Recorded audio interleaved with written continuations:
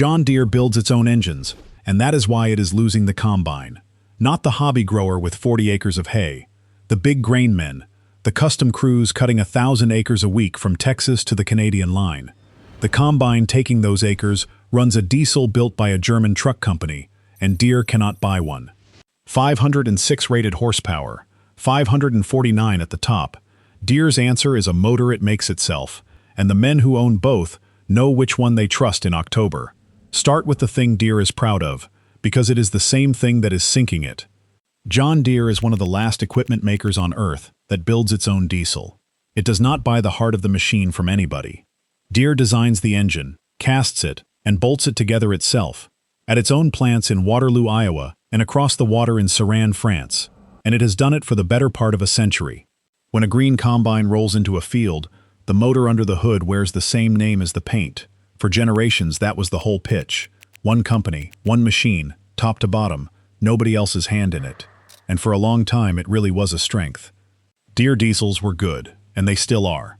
The new S7 combines run Deere's own 13.6-liter engine, and the S7 900 turns 543 rated horsepower and 617 at the peak. The bigger X9 flagship pushes towards 700.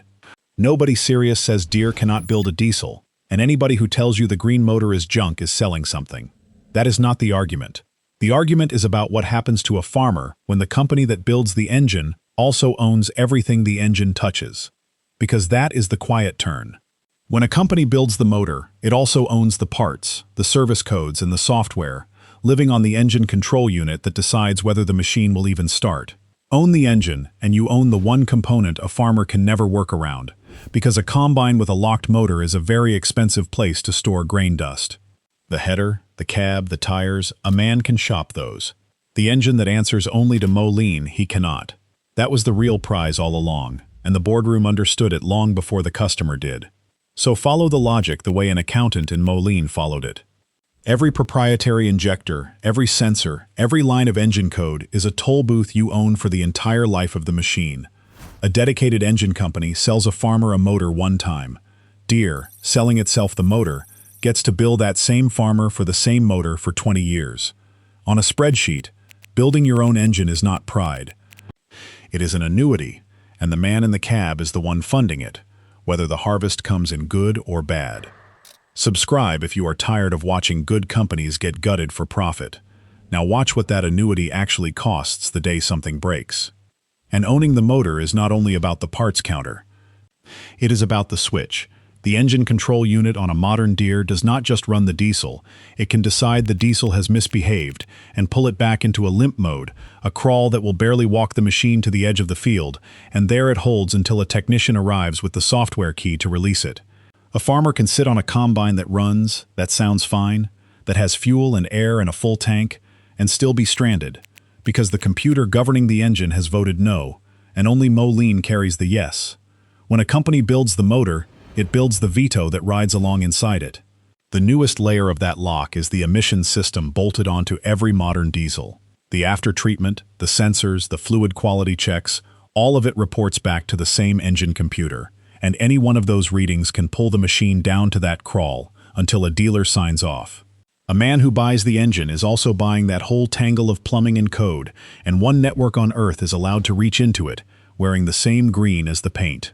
The more a machine can measure about itself, the more ways it has to tell the operator no.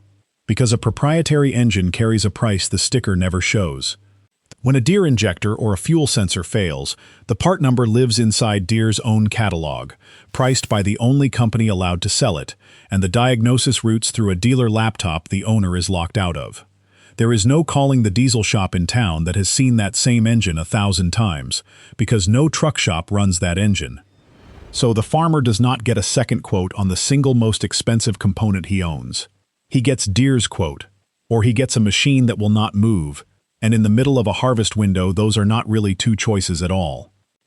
Multiply that across a fleet and across the years, and the picture stops being a bad quarter and starts being a design. The machine was engineered, from the crankshaft out, to keep the owner inside one system for as long as he owns it. And the men who drew that up were not thinking about the wheat. They were thinking about the recurring revenue a captive engine throws off, year after year, long after the sale is closed and the salesman has moved on to the next lot. We put the engine math into a free 2-page checklist. Pull 12 months of your own repair bills out of the drawer and lay them against it. No sign-up and no email, the link is in the description. Now the bigger bill, the one Deere ran up without asking anybody. When a company insists on building its own engine, it is making a bet that its motor will always be at least as good as anything it could have bought instead. For decades that bet held. Then the math quietly turned, and it turned in the one place a farmer feels first, which is the amount of usable grunt a machine can push through a field in a single hour. Think about who is actually on each side of that bet. A dedicated engine maker does one thing all day. It builds diesels for trucks that run 1,000,000 miles, for the hardest duty on the road, and it pours every dollar of its research into that single question. An equipment company splits its attention across the header, the threshing system, the software, the dealer network, and the engine, all at once. Ask yourself who ends up with the better motor after 30 years of that. The specialist never got distracted. It is not a fair fight on volume either. The German truck maker builds engines by the hundreds of thousands, for long-haul rigs, for buses, for generators and boats, and the machines that are never allowed to stop. Every one of those motors is a data point, 1,000,000 miles of hard duty feeding back into the next design. An equipment company builds a far smaller run of farm engines and learns from a far smaller pool. Over 30 years, that difference compounds like interest. The specialist is not smarter than the men in Moline. It is simply pointed at one target while they are pointed at 10. And in engineering, aim beats effort almost every time. The gap it opened does not show up in a brochure. It shows up as torque low in the rev range. The pull a combine needs exactly when the wheat turns thick and wet. Look at where the top of the class sits today. The highest horsepower combine on the market now runs north of 700 rated horsepower, and it does not carry a green engine. It carries a diesel from that German truck company, the same family of motors that hauls freight across an entire continent, dropped into a harvester. Deere's biggest answer, built in-house, lands underneath it. That is the bill for the vertical bet, and it comes due in acres per hour, at the exact hour of the year when acres per hour is the only number that pays. And that grunt is not a figure for a spec sheet. It is the difference between finishing a field ahead of the storm and parking it half done while the sky turns. A combine that holds its ground speed through heavy, lodged, rain-flattened wheat keeps the separator full and the grain moving, while the one that bogs lifts the header, clears the throat, and starts the passover. Do that across a wet afternoon and the stronger motor has bought the operator an extra hour of daylight, and over a season that hour is the margin between a good year and a thin one. And the farmers already sense it, the way they always do before the companies will admit it. Watch the used lots. The older, simpler iron a man can still diagnose in his own shop is not falling in value the way machinery is supposed to fall. It is holding, and in plenty of cases climbing, because the thing being voted for is not fresh paint. It is a motor the owner is allowed to understand and allowed to fix. When the machine people want the most is the very one the maker stopped building the way they liked it, the maker has a problem that no software update will ever close. If this is starting to sound like more than a farm story, that is because it is one. This exact thing has happened before, in the driveway of nearly every man who has ever owned a work truck, and it happened over the same part, the engine. Go back to 1989. Dodge was losing the pickup fight, badly.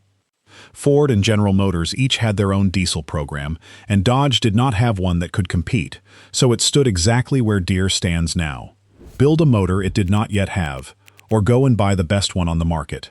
Dodge swallowed its pride and did the thing an engineer does instead of the thing an executive does. It went to a dedicated engine company called Cummins, out of Columbus, Indiana, and bolted in a 5.9-liter inline-six that had never even been designed for a pickup truck. That engine was an industrial diesel, built for farm and work equipment, torqued down low where a working man needs it, and simple enough to run forever. And something happened that the badge men never saw coming. People did not buy the truck and put up with the engine. They bought the truck because of the engine. That first year sold out, supply limited, because it was the only real turbo diesel in its class, and it made more torque than anything Ford or General Motors could answer with. A whole generation of farmers and ranchers learned to ask for the pickup by the name of the motor inside it, not the name stamped on the tailgate. The truck maker had quietly admitted that the most important part of its own machine was built better by somebody who did nothing else. The reason they loved it is the same reason they loved the old green iron. That early Cummins was a mechanical diesel, no emissions computer sitting between the man and the motor, a design a farmer could time and bleed and fix at the end of his own driveway with a wrench and a book. It asked permission from nobody. When the rest of the industry buried the engine under sensors and after treatment, that plain simplicity stopped looking old-fashioned and started looking like the entire point. The people who work their machines the hardest figured out, years ahead of the marketing departments, that a motor you are allowed to fix is worth more than a motor you are only allowed to pay for. Here is the part that should raise the hair on a green loyalist's neck. Those early trucks, the plain ones with the mechanical diesel a man can still fix in his own barn, now sell for more than the fancier gas models that rolled off the very same line. Collectors track it season to season. The old workhorse with the bought-in engine out earns the in-house one at auction, decades on, for the same reason the old combine does. People pay real money for the machine they are allowed to keep alive with their own hands. The engine somebody built to be worked on holds its value against the engine somebody built to be built. That is the whole pattern, and it is not complicated. The machine people trust the most, over and over, in trucks and in tractors and now in combines, tends to run an engine the name on the hood did not build. The company humble enough to buy the finest motor beat the company proud enough to insist on its own. Deere is standing on the exact spot where Dodge once stood, except Deere made the opposite choice. And the bill for that choice is being counted out right now. In the wheat, one traded machine at a time. So who is the German truck company, and who had the sense to build a harvest around it? The engine comes from a firm called MAN, the truck and industrial diesel maker whose motors move freight across Europe every single day. And the combine builder that bet its entire harvesting line on those engines, the one quietly pulling the flagship acres away from green, is a name few people in this country have ever learned to say out loud. It is Claas, an independent German family company, not owned by AG Co. or any American giant, still run by the family whose name is on the door. Claas builds a combine called the Lexion, and for the coming season, it moved the whole range onto MAN engines, top to bottom, the 8,000 machines and the 7,000 alike. The Lexion 8500 makes that same 506 rated horsepower and 549 at the top, ordered on wheels or up on rubber tracks for soft ground. The 8600 took on 50 more horsepower and stepped up into a Class 9 machine. The 8700 gained 20.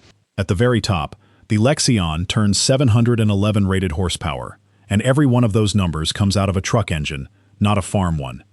This is no importer dipping a toe in the water.